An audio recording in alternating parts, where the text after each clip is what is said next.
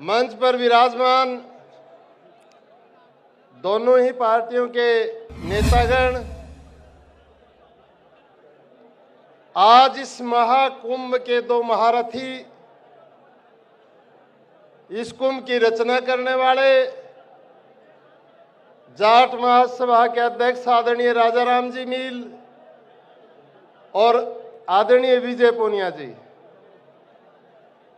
समस्त नेताओं के नाम लूं उससे अच्छा है कि हमारे बीच में सत्तासीन पार्टी के अध्यक्ष आदरणीय डोटासरा जी विराजमान है। बहुत ही सरल स्वभाव के अच्छे व्यक्ति हैं और भारतीय जनता पार्टी के आदरणीय सतीश पूनिया जी, ये भी एक उगते हुए सूर्य के रूप में हमारी समाज में हैं। कभी चमका था हिंद मुकुट में, कभी चमका था हिंद मुकुट में, ये चांद और सितारों से पूछो, क्या दबदबा था जाटों का धरती पर, ये वीर जवाहर और सूरजमल की तलवारों से पूछो। वीर और बहादुरों में आपके बीच में 5 ही मिनट का समय है।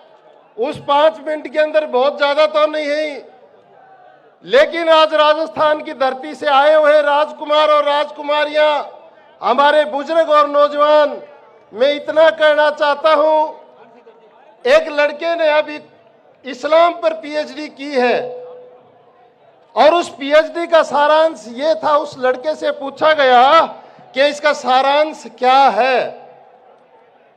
आप ध्यानपूर्वक सुनना, जनता बहुत ज्यादा है, इसमें 5 लाख आदमी बैठने की कैपेसिटी थी, अभी तुम आधे भी नहीं आए हो, आधे से ज्यादा तो बाहर हैं।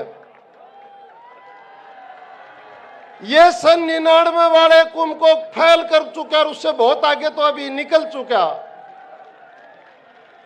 तो उस कुरान की पीएचडी वाले से पूछा गया कि इसका आखिरी सारांश क्या है, तो उसने कहा कि मुसलमानों के दिल से जिस दिन मोहम्मद साहब की इज्जत समाप्त हो जाएगी उस दिन इस्लाम खत्म हो जाएगा।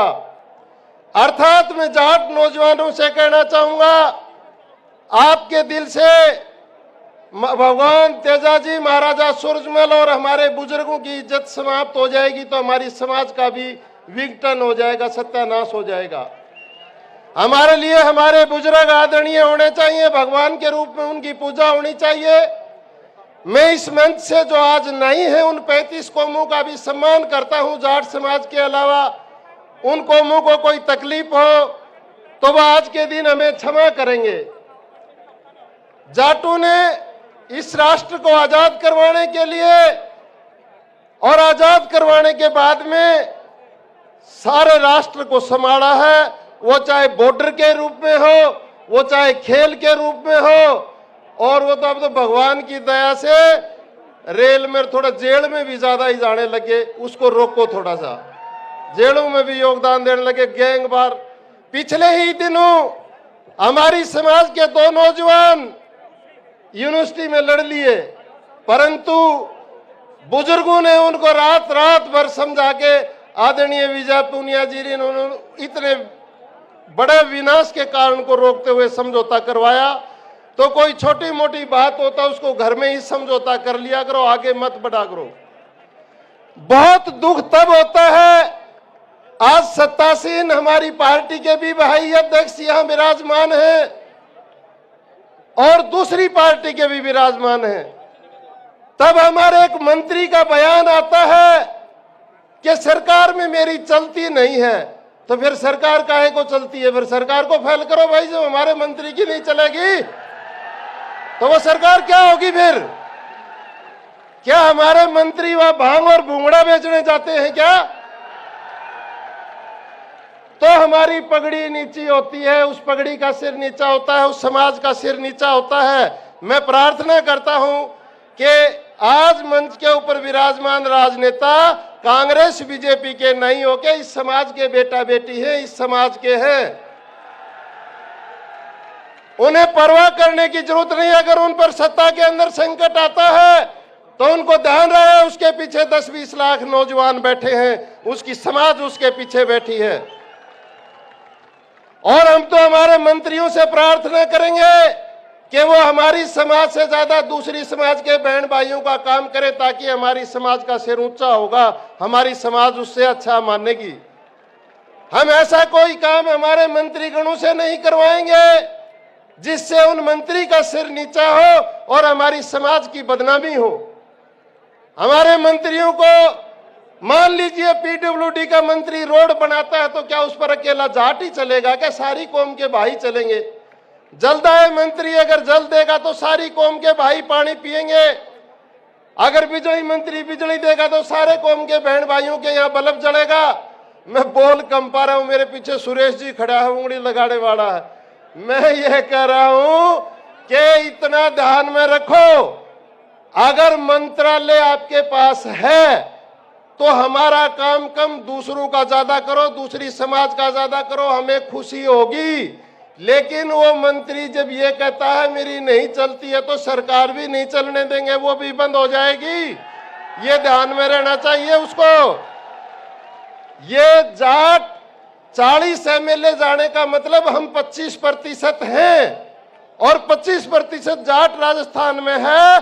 तो आज का महाकुंभ किसी कारण हुआ है। सन 99 के अंदर जब हमारे बहन भाई इस जगह एकत्रित हुए थे, उसके कुछ महायोद्धा जीवित है, कुछ नहीं है।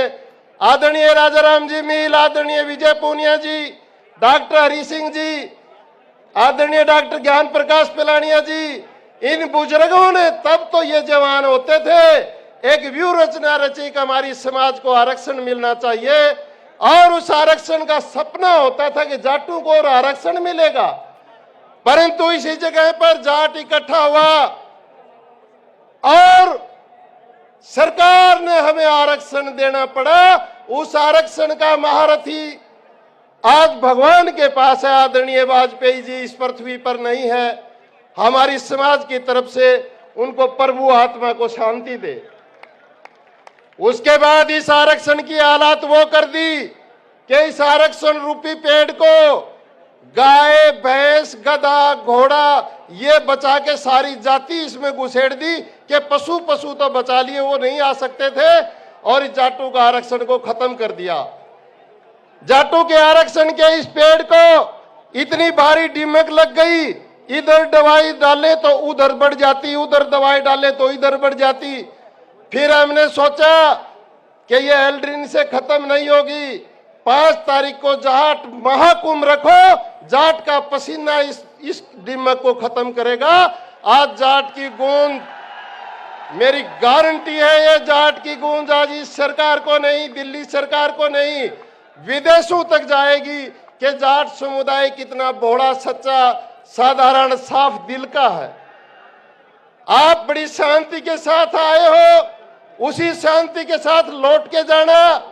आज कोई छोटी मोटी घटना अगर बाहर हो गई तो आप नहीं, समाज बदनाम हो जाएगी, समाज की पगड़ी नीची होगी। आप उसका ध्यान रखते हुए ही यहां से लौटोगे। समय बहुत ज्यादा बोलने का नहीं है। राजनेता हमारे भाई बंधु बहुत हैं मंच पर।